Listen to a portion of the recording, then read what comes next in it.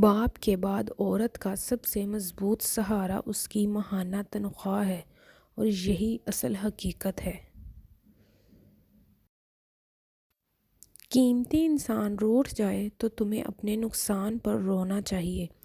چیزوں سے لاپرواہی ہی برتو اور اگر انہیں گم کر دو مگر قیمتی انسان کی پرواہ کرو اور اسے گم نہ ہونے دو۔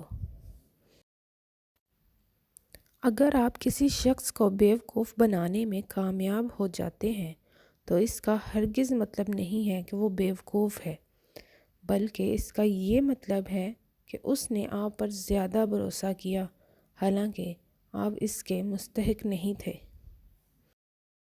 بات کرنے کے لیے وقت اور موڈ کی ضرورت نہیں ہوتی، بس دل میں اہمیت ہونی چاہیے۔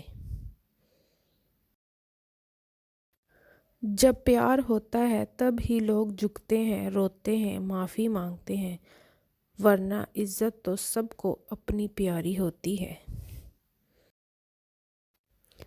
اپنے والدین کی آواز پر بھاگ کر جایا کرو۔ جب یہ دنیا سے رخصت ہو جاتے ہیں تب ان کی آواز سننے کو کان ترس جاتے ہیں۔